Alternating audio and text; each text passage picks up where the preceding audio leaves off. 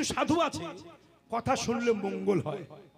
একজন বিশুদ্ধ শুদ্ধ পুরুষ সাধু নদীর কিনারে তাল পাতার কুঠির পেতে সাধনা করছে, কিন্তু সাধু যা বলে তাই থাকে, যা বলে তোর স্বামীর কুষ্ঠক ব্যাধি ভালো হয়ে যাবে, ভালো হয়ে যাবে, তোর মেয়ের মাস্টারের সঙ্গে বিয়ে হবে, হয়ে যায়, তোর ছেলের চাকরি হবে, হয়ে যায়। আচ্ছা এই যদি হয় লাখে লাখে মানুষ যাবে না সেখানে?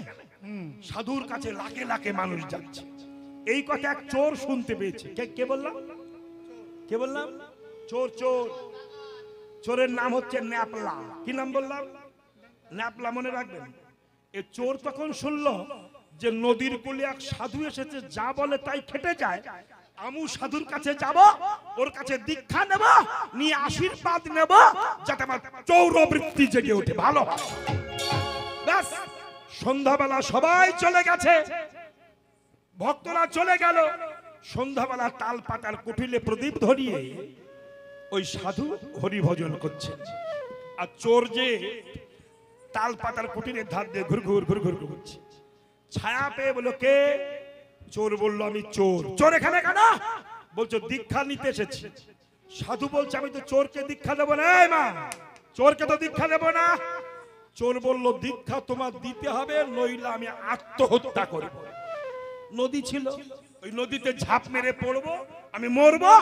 সকালবেলা পুলিশ এসে তোমাকে ধরবে, তুমি আমাকে খুন করেছো, হয় দীক্ষা দাও, নইলে এই মরলাম, এই মরলাম। চোর তো বলল, মহা সমস্যা। এই সাধু ভাবছি মহা সমস্যায় পড়ে গেলাম, তুই দীক্ষা নিয়ে কি করবি?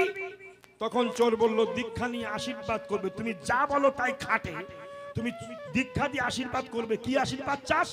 আশীর্বাদ করবে যখন চুরি করব, যেখানেই চুরি করব, আমি যেন ধরা না পড়ি। বলুন দেখিনি। সাধু বলল, শালা চুরিও করবি, ধরা পড়বি না তো হয় না, তাহলে আমি এই বললাম, এই মধ্যে যাচ্ছে।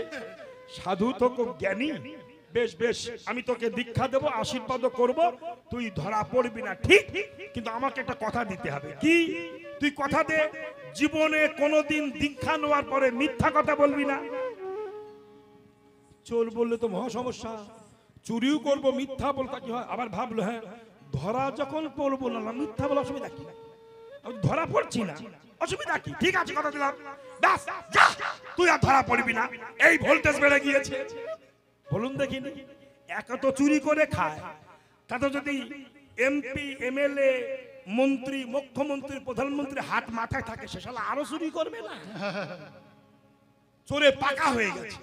সে ভাবলো, আমি তো ধরা পড়বো না, তা যেখান সেখান চুরি করব না, রাজার বাড়ি চুরি করবো, কারণ ধরা তো পড়বে না, সাধু বলে দিয়েছে। তো অন্ধকার রাত্রে রাজার পাঁচিলে উঠেছে, সে ইচ্ছা হচ্ছে বলবে ভিতরে ঢুকবে, লাফ মেরে পড়বে, ভয় নাই, টেনশন নাই, ধরা পড়বে না। যেই না পাঁচিলে উঠে লাফ মেরে ভিতরে পড়েছে, পড়বি না পড়বি, শালা একজনের ঘাড়ের উপরে গিয়ে পড়েছে। স্টার্টিং পিরিয়ডে ধরা পড়ে গেছে। যার ঘাড়ের উপরে পড়েছে ন্যাপলা, সব যায় কে কে? ন্যাপলার কথা ছিল গুরুদেবের সঙ্গে জীবনে মিথ্যা বলবো না, এই কথাটা মনে আছে। বলছে আমি চোর। যার ঘাড়ের উপর পড়েছে তাকে ন্যাপলা জিজ্ঞেস, তুমি কে? বলছে আমি তো চোর। টেনশন নাই, 50-50 ভাগ, ভালো। এবার যার ঘাড়ের উপরে পড়েছে তাকে জিজ্ঞাসা করছে ন্যাপলা, তুমি তো চুরি করো, বলো তো রাজবাড়ি কোথায় কি আছে? বলছে ওই ঘরে যাও, ওই ঘরে গিয়ে দরজা খোল, দেখবে সিন্ধুক আছে, ওই সিন্ধুকে হিরের টুপলা আছে, নিয়ে যা। ও গেছে, যে দেখে হ্যাঁ 3খানা হিরের টুপলা আছে, 2টি নিয়েছে, একটা রেখে দিয়েছে। এনে বলছে না তুমি একটা আমি একটা। বলছে কটা ছিল? 3টি ছিল, 2টি নিলি কেন? বলছে আমার দুজন চল না, 2টি নিয়েছি, রাগারাগি ভাগাভাগির সময় রাগারাগি হবে, 3টি নিলে, ওই জন্য একটা রেখে এসেছি। বাহ, যা চলে যা, চলে যা। তুমি যাবে না? বলে পরে যাবো, যা। ন্যাপলায় একটা পোলটা নিয়ে বাড়ি গিয়ে শুয়েছে, নাকে তেল দিয়ে, টেনশন নাই তো, ধরা পড়বে না তো, বুঝতে পেরেছেন তো? ঘুমাচ্ছে। রাজামশাই সকালে বলল ঘরে চুরি হয়েছে, ন্যাপলাকে ধরে নিয়ে যা। এইবার ন্যাপলার মাজায় দড়ি দিয়ে নিয়ে যাচ্ছে।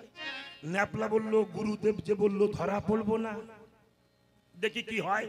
গুরুদেব তো বেশ ন্যাপলাকে নিয়ে যে মহারাজ বলছে, ন্যাপলা মহারাজ কাল রাত্রে চুরি করেছিস আমার ঘরে? বলে হ্যাঁ করেছি। বলেছিল মিথ্যা কথা বলবো না? হ্যাঁ মহারাজ। কি নিয়েছিলি? বলে সিন্ধুক খুলে 3খানা টুকরা ছিল, 2টি নিয়েছিলাম, একটা রেখে। একটা রাখলি কেন?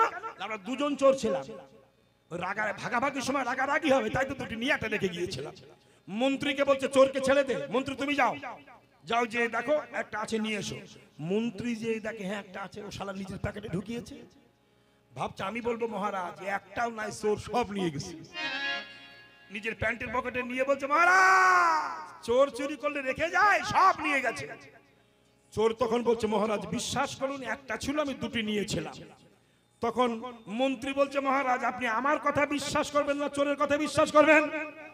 তখন মহারাজ বলছে আমি চোরকে বিশ্বাস করব। কেন? তখন মহারাজ বলছে জানিস কালকে ন্যাপলা যার ঘাড়ের উপরে লাফিয়ে পড়েছিল সেটা অন্য কেউ ছিল না, সেটা ছিলাম আমি। সর্বনাশ। মহারাজ বলে প্যাকেটে হাত দিয়ে মাল পেয়েছে, বলে গুলি করে মেরে দে। মেরে দিয়েছে। আর চোরকে বললো মন্ত্রী সিংহাসনে বসিয়ে দে। চোর হয়ে গেল সিংহাসনে মন্ত্রী, আর মন্ত্রীকে গুলি করে মেরে দিল। চোর তখন মহারাজকে বলছে মহারাজ একটুখানি দাঁড়ান, আমি ছুটে গুরুদেবের কাছে যাব। ছুটতে ছুটতে গুরুদেবের চরণে গিয়ে বলছে গুরুদেব জীবনে একটি কথা শুনেছি, জীবনে মিথ্যা কথা বলবি না। এই কথা না বলে আমি চোর আজ মন্ত্রী হয়ে গেছি। আপনার কথা একটা কথা শুনে আমি মন্ত্রী হলাম, আর সারা জীবন যদি আপনার কথা শুনে যায় আমি গোবিন্দকে পেয়ে যাব, আমি আর কিছু চাই না, মন্ত্রী হব না। তাই বললেন সংসার ভজিলি গোরা না ভজিয়া, সংসার ভজিলি গোরা না ভজিয়া, শুনিলি সাধুর কথা। সংসার ভজিলি গোরা না ভজিয়া, না শুনি সাধুর কথা। ইহ পরকাল দুকাল খাওয়ালি, ইহ পরকাল দুকাল খোয়ালি, নীলোচন মাথা। ইহ পরকাল দুকাল খোয়ালি, খাই নীলোচন মাথা। ইহ পরকাল দুকাল খাওয়ালি, ইহ পরকাল দুকাল খোয়ালি, খাই নীলোচন মাথা। হরি ভজন হলো না রে, ওদের হরি ভজন হলো না রে। ভজব বলে এসেছিলাম, ভজন হলো না আরে ভজব বলে এসেছিলাম, হরি ভজন হলো না রে। ভজব বলে এসেছি, তাই গৌর হরি হরি বলে বলে এসেছিলাম, হরি হরি হরি বল, ভজব বলে এসেছি।